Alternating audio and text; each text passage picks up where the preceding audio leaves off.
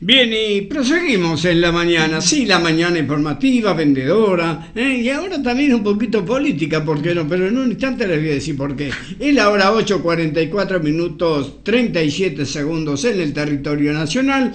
La temperatura es de 14,6, la humedad 93%. A esa temperatura, las adecuadas pinchas de MC. Y a la humedad, póngale machimbres de Aribe Hermanos y Carpinterías El Portón.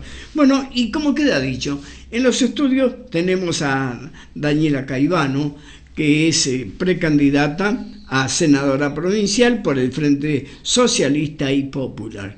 Daniela, buenos días, ¿cómo estamos? Hola, ¿qué tal? ¿Cómo te va? Bueno, una alternativa muy importante en tu vida, ¿no? Sí, es la primera vez que me decido a participar como candidata. No, porque has estado en gestiones políticas, ¿no? Y sí, hacer política se hace de muchas formas, sí, porque alguna gente cree por ahí que el que hace política es solamente el candidato, y no es así. No, lo hace el cúmulo de personas que integran precisamente Claro, pero tampoco, también se puede hacer política desde muchos campos, no solamente desde un partido político. ¿Cómo lo estabas gestionando entonces? A ver, contale un poquito. Bueno, nada, yo te cuento que desde jovencita empecé en el campo sindical, participando en SUTEBA, porque soy docente. Ah, sí. Y siempre me gustó participar en sindicalismo desde que me recibí. Y después, bueno, como todos los compañeros del Frente Socialista y Popular, estamos siempre trabajando y luchando en los problemas de la gente. Por ejemplo, en Pehuajó estuve con un grupo de vecinos trabajando en la Comisión del Agua por el problema del agua potable, y el agua potable y las cloacas, que bueno, ese problema subsiste, así que sí, hay que seguir trabajando sobre ese tema. Y la solución no está cercana, ¿no? Y la solución, como casi todos los problemas que tiene la gente, es una solución política. En este caso depende del gobierno de la provincia de Buenos Aires. Que lamentablemente nos está medio, como dicen por ahí, ladeando un poquito. Bueno. Sería una alternativa, ¿no? En este caso, para ser sinceros, el problema viene desde largo tiempo atrás. Sí, el problema del agua y de las cloacas, el problema es que va empeorando. Y la verdad es que no lo ha podido resolver el gobernador Scioli, y ahora tampoco vemos ningún avance. Hasta ahora nada. Con la gobernadora Vidal. Uno muchas veces en Pehuajó, y estos días pasados se siente el fuerte olor de las cloacas. Sabemos que la Hubo empresa... inclusive algún rebase, un desborde en la intersección de calle Sani y Echeverría. También. Yo la verdad es que, para serte sincera, yo estoy viviendo en Madero, pero sí vi las fotos del desborde cloacal que había, y bueno, lamentablemente, si no hay una decisión política del gobierno de la provincia de Buenos Aires, es difícil que esto se solucione, porque la empresa ABSA, aunque no es una empresa estatal, porque es mixta, tiene una parte, digamos, que pertenece al gremio, y otra parte que pertenece pero la mayor parte, el 90%, pertenece al gobierno al Estado de la provincia de Buenos Aires. Por lo tanto, el gobernador ahí es el que tiene el poder de decisión de lo que se hace. Bueno, volviendo al tema, sí. ¿De dónde surge esta idea para postularte a un puesto bastante interesante o muy importante? Sí, la verdad es que... ¿Cómo es el tema? Porque sos muy joven y por otra parte estás ejerciendo tu profesión de docente en Madero. Sí, gracias por lo de joven. Tengo 49 años, no sé, estoy en la, digamos, no, en la parece, no parece, bueno... Pero vos decís de dónde surge. Cuando me lo propusieron los compañeros de Emancipación Sur, porque como te decía, somos un frente, el Frente Socialista y Popular, que está conformado por la corriente Emancipación Sur, que proviene del viejo Proyecto Sur, yo empecé ahí también a trabajar, digamos, de forma partidaria con Proyecto Sur, aquí en Pehuajó, que ahora nos llamamos Emancipación Sur. Y bueno, nos hemos conformado un frente con el Partido Popular de Víctor de Genaro, sí, que es nuestro primer candidato a senador nacional. Víctor de Genaro es muy conocido, bueno, y termino con el frente, y socialista, porque también forma parte del socialismo de la provincia de Buenos Aires, en este frente. Así que tenemos como primer candidato a senador nacional, tenemos a Víctor de Genaro, del Partido Popular, y tenemos a Gabriela Troyano, que es en este momento es diputada y es nuestra primera candidata a diputada nacional por el socialismo. Vos me dijiste, perdón que me fui por las ramas, ¿cómo me propusieron esto? Bueno, ¿cómo te eligen a vos dentro de un núcleo de personas largamente capacitadas y de experiencia? ¿Algún mérito has hecho? Bueno, los compañeros conocen que yo he estado trabajando mucho, no como candidata, porque he trabajado para otros candidatos, pero he trabajado mucho con Proyecto Sur. Fue una primera experiencia que tuvimos aquí en Pehuajó, porque bueno, en la zona no era conocido. Es más, cuando hacíamos la campaña la gente nos preguntaba ¿qué es Proyecto Sur? Sí. Por eso a veces nos cuesta hacernos conocer, porque a diferencia de los grandes partidos que tienen grandes aparatos y mucho dinero para hacer mucha propaganda y publicidad. Sí, y muchos antecedentes también, en muchos casos. También tienen historia. Bueno, nosotros teníamos candidatos con mucha historia y tenemos con mucha trayectoria, porque yo te estaba hablando de Víctor de Genaro, y Víctor de Genaro... La historia del socialismo... Y el socialismo ni hablar. Vos no tenés ni idea de que bueno, era don Alfredo Palacio. Claro, yo te iba a hablar justamente de Alfredo Palacio. Una figura y sí tengo alguna idea. Sí, alguna persona tan dominante, de tanta capacidad, que determinados presidentes, cuando ingresaban, lo primero que hacían era destinarlo a Palacio en algún país para tenerlo lejos. Claro. Porque era el que les cuestionaba y le ponía no palos en la rueda, sino que les quería clarificar el camino que había que seguir. Bueno, ya que hablaste de Alfredo Palacios, yo lo conozco desde muy chiquitita, porque mis abuelos eran socialistas. Mira. Y mi abuela tenía un cuadro de Palacios en el living, muy orgullosa ella, con esos bigotazos, sí. Y yo me acuerdo cuando era chiquita de haberle preguntado quién era ese. Entonces mi abuela me contaba sobre los debates de Alfredo Palacios al primero que en la Cámara de Diputados. Al primero que rajaba Perón cuando asumía era Palacio, no lo quería cerca, porque era el que veía las cosas desde otro ángulo. Claro, y bueno, mucha gente dice o cree que hay que ser presidente para poder cambiar las cosas, pero Palacios, siendo legislador, ha presentado leyes que han sido, por ejemplo, aceptadas e impuestas por el propio Palacio, con gran capacidad. Por su gran me contaba mi abuela que lo brillantes que eran sus discursos y sus argumentaciones. Los dejaba sin palabras a los demás, ¿no? Sí, sí, tenía una... Volviendo a lo tuyo... No, te quería contar de Palacios una cosita nada más. Sí. Que la primera ley de trata de personas se llama ahora, pero en ese momento se llamaba trata de blancas. Sí, es cierto, sí, positivo. El autor de esta ley fue Palacios, y en aquella época era algo totalmente... Creo que fue la primera ley contra la trata de personas de Latinoamérica, y el autor fue Palacios. No fue la única, hizo muchísimas leyes, pero todas buenísimas para el pueblo.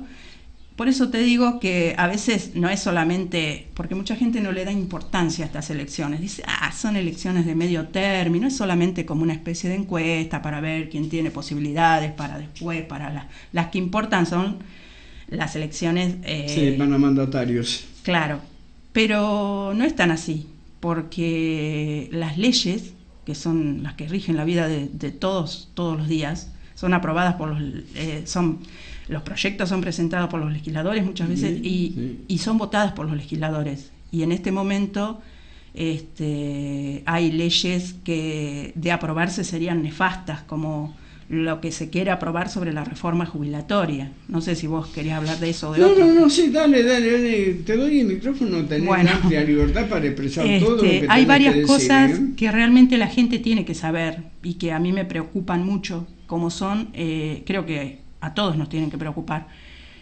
como es la reforma laboral que se quiere aplicar, muy parecida a la que ya se está haciendo en Brasil. Como prolongar la edad de los Claro. para la jubilación. Y también vendría incluida la reforma previsional o de la jubilación, que implicaría agregar 2 años más y llevar a 35 años los años de aportes. Además, no solamente sería eso, también cuando se aprobó la ley de reparación histórica, la famosa reparación histórica, que fue realmente una estafa, ¿no? Porque sí. De reparación hay que preguntarle a los jubilados si realmente creen que esto fue una reparación histórica. Que sí hubo algo positivo para ello. También había un artículo que, bueno, a veces la letra chica, digamos, como se dice en los contratos, que hay que leer bien la letra chica, hay un artículo que deja la puerta abierta a lo que se llama la armonización de las cajas jubilatorias. Y esa palabrita armonización, que es tan bonita, implica la posibilidad, y de hecho este gobierno ha designado una comisión para que trate la adecuación del sistema jubilatorio de todas las cajas provinciales al ANSES. Sería el pase de las cajas provinciales al ANSES. En la provincia de Buenos Aires, por ejemplo, existe el IPS, que todos los que trabajamos para la provincia de Buenos Aires, que somos empleados públicos, no estamos en ANSES. Tenemos una caja jubilatoria aparte, independiente, provincial. Lo mismo ocurre en La Pampa, lo mismo ocurre en Entre Ríos, que tienen cajas, y no te hablo de otras provincias porque no tengo conocimiento, pero sé que hay provincias como La Pampa, Entre Ríos y la provincia de Buenos Aires que tienen otro sistema, otra caja aparte provincial, y no pertenecemos al ANSES. ¿Cuál sería la importancia de que pasaran estas cajas? Bueno, por empezar, que todo ese capital, digamos, pasaría todo al ANSES, con todos los jubilados, ¿no? Y el sistema es totalmente diferente. Por ejemplo, te explico cómo es en el IPS. Sí. Nosotros necesitamos 30 años de aportes y la edad jubilatoria mínima es los 50 años. Es decir, que vos con 30 años de aportes y 50 años te podés llegar a jubilar, sí. Cosa que en ANSES no es así. Además, nosotros tenemos el 82%, cobra el jubilado, y además es móvil ese 82%. Y yo te explico porque como docente lo que nosotros estamos en el IPS, el Instituto de Previsión Social. ¿Qué es lo que sucede? Cada vez que a los activos nos aumentan, el pasivo, o sea, el jubilado docente o de otra repartición, ¿no?, de la provincia, cobra el aumento también. Es decir, que es automático eso, el aumento de los jubilados. No es que el jubilado, como en ANSES, tiene que esperar, ya sea que haya una ley o a veces por decreto, y les aumentan cuando quieren, cuando se les ocurre. Y la cantidad que quieren. Y lo que quieren. Nosotros, lo nuestro es automático. En general, las cajas provinciales tienen un sistema mucho mejor para el jubilado. Y eso quieren ustedes, lógicamente. Imagínense de un 82% a un 55%, que creo que es en ANSES, hay una diferencia bastante grande. Abismal, sí. Y también con la edad jubilatoria. Y, por ejemplo, ahora en La Pampa, ¿qué está pasando? El gobernador de La Pampa ha hecho una denuncia porque le están retaseando los fondos de coparticipación como un castigo, porque él no quiere prestarse a esto, al pase de la caja provincial al ANSES, ¿no? Porque es totalmente negativo. Además de que no se sabe qué va a hacer de esos fondos, ¿no?, que pasarían al ANSES. Porque sabemos que el ANSES es tan grande que lamentablemente, no desde ahora, sino desde siempre, todos los gobiernos, cosa que está muy mal, han echado mano a la plata de los jubilados, porque esa plata no es del gobierno, no es de ningún gobierno, es de los jubilados, es de los jubilados, porque son los aportes de toda la vida de los jubilados. Han echado mano de ahí para hacer cosas que a lo mejor están bien, pero que no tendrían que buscar que esos recursos para hacerlos. No deberían sacar esos recursos, como por ejemplo los préstamos que está dando ahora el gobierno. Yo no digo que estén mal los préstamos, está muy bien que la gente tenga préstamos pero es accesibles. plata que no debe ser sacada de ahí. Pero alguien les preguntó a los jubilados si los jubilados quieren que saquen plata de ahí para dar préstamos, para diferentes cosas. ¿O le pagan algún interés al jubilado por esa plata? Ninguno. También es cierto, claro. Sí. Daniel, yo te agradezco muchísimo la participación, te deseo éxito y ¿Te podía hablar sobre un temita más? Que me preocupa mucho. Dale. No, dale. Bueno, dale, sí. Como docente, yo sé que por ahí a la gente le aburre un poquito a veces que uno hable de educación. No, pero yo tengo una hija que es también directora de un colegio. Pero creo que la educación es la base de todo, y si queremos un país desarrollado, tenemos que preocuparnos por este tema. Fundamental. Y te voy a contar algo que también me preocupa, que es que hace muy pocos días renunció el director de las escuelas técnicas. Y él presentó su renuncia un día después de que asumiera el nuevo director general de escuelas de la provincia de Buenos Aires, designado por la gobernadora Vidal. Sanchezini, ¿no? El nuevo director general de escuelas. ¿Y por qué renunció el director de las escuelas técnicas? ¿Cuál es el tema? Y escuelas técnicas, y también incluye la formación profesional. Porque este gobierno, ya había empezado un poco con Finocchiaro, y ahora que no está más Finocchiaro y que está el nuevo director general de escuelas, también lo quiere aplicar. Hay un plan de desmantelamiento de las escuelas técnicas y de formación profesional, y eso es gravísimo. Ya se está realizando una desinversión, porque las escuelas técnicas tienen una ley especial para las escuelas técnicas, por la cual hay un presupuesto asignado para las escuelas técnicas. Pero ¿qué ha hecho este gobierno? Según la denuncia, cuando el director de las escuelas técnicas presenta la renuncia, escribe una carta explicando los motivos de su renuncia, ¿no? Y entre los motivos está la desfinanciación de las escuelas técnicas, que se produce por la subejecución del presupuesto. Es decir, en lugar de gastar el 100% del presupuesto asignado, solamente se ha invertido el 17%.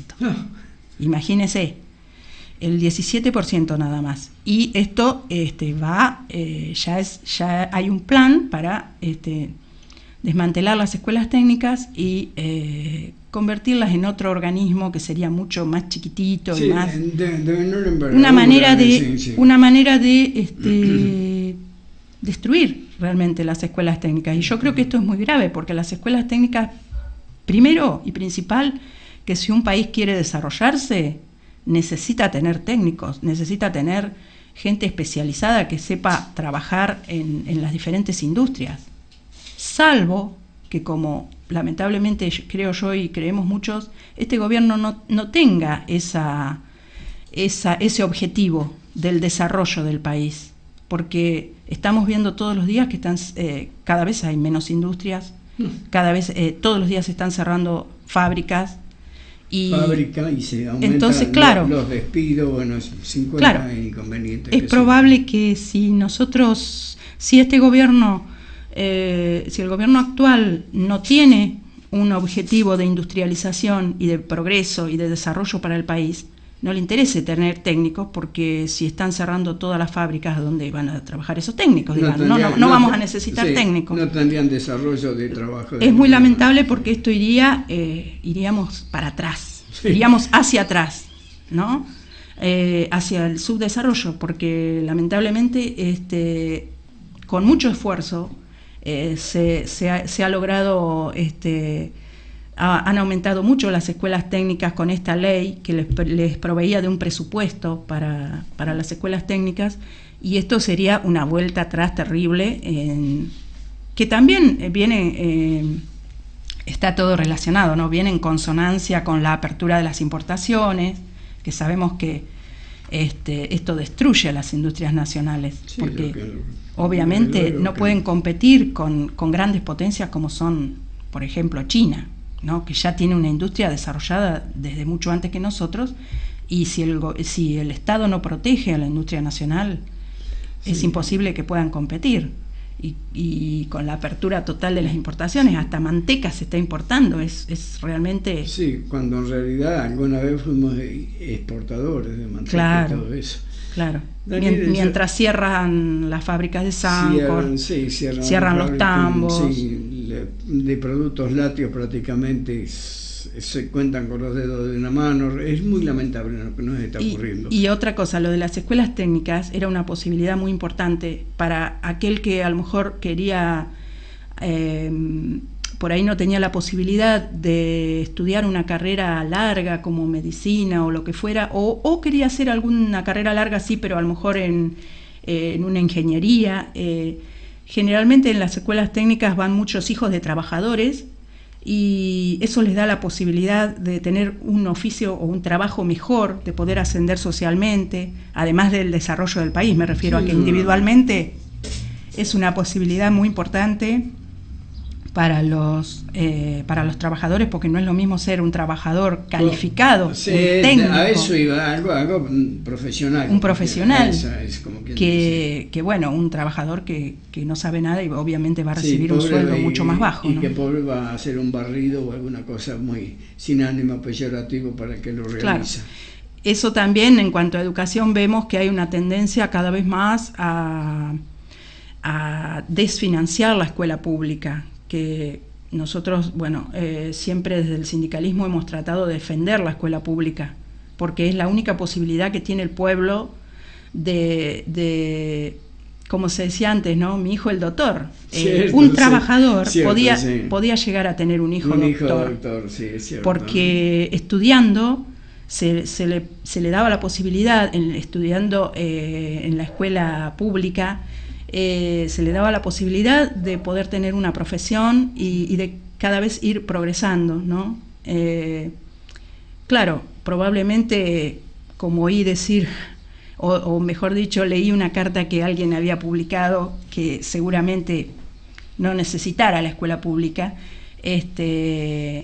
Esa persona decía que cada uno debería hacerse cargo de sus hijos y de educarlos, y yo pensé, ¿Con qué? claro, seguramente esa persona no tendría ningún problema de mandar a su hijo a una escuela privada, a una universidad privada, pero la mayoría de la gente, si no es la escuela pública, no puede acceder a nada. En este momento se hace muy, muy, muy difícil. Daniela, yo te agradezco muchísimo que hayas venido, que nos hayas dado realmente una exposición magnífica de cómo piensan ustedes, lo que piensan realizar, de llegar en este caso a estar al frente de esta agrupación importante y con ideas tan claras. Una cosita para cerrar. ¿Cómo no? Bueno, nosotros también tenemos otros temas que obviamente necesitaríamos varios días para hablarlos, ¿no? Pero también tenemos el tema ambiental, de la protección ambiental, tenemos lo que ya hablamos sobre el desarrollo del país, la industria, la defensa de los recursos naturales, que lamentablemente siempre nos están robando, de la educación, de la cultura. Tenemos varios temas, pero yo lo que quería hacer era una invitación y también una noticia muy interesante, que este sábado es en la confitería La Bruja, que creo que todo el mundo la conoce en Pehuajó porque es tradicional. Leandro en Alem en Mitre y Alem. Sí, Mitre y Alem, digamos, no es exactamente la esquina, pero sí, prácticamente en ese sector. La confitería La Bruja van a venir... Se cortó, a ver. ¿No? Sí, continúa. Vamos a recibir la visita. Que sean tus auriculares que no se escuchan bien, pero no se cortó.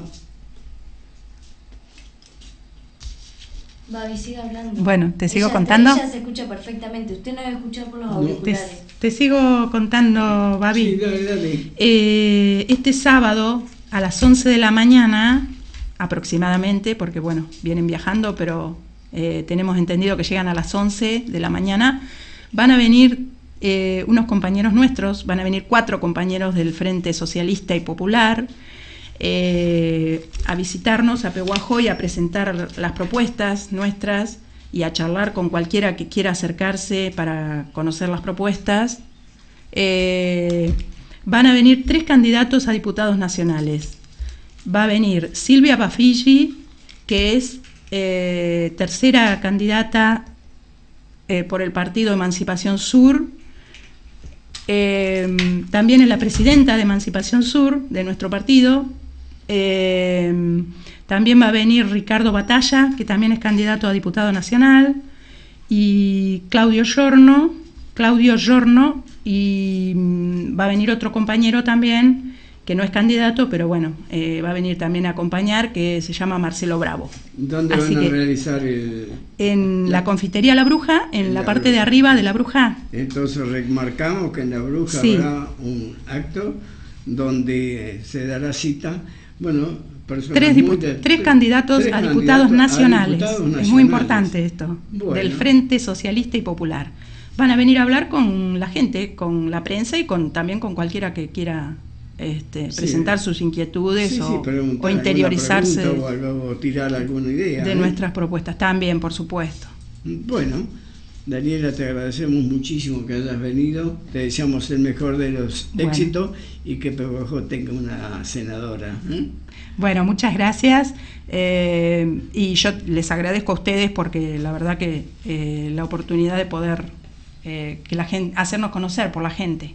Pues, Daniela, gracias. Estuvo en la mañana Daniela Caivano, que nos dio una amplia exposición de lo que piensa esta fracción política en la cual ella es candidata a ocupar un sitial muy, muy importante dentro de la provincia.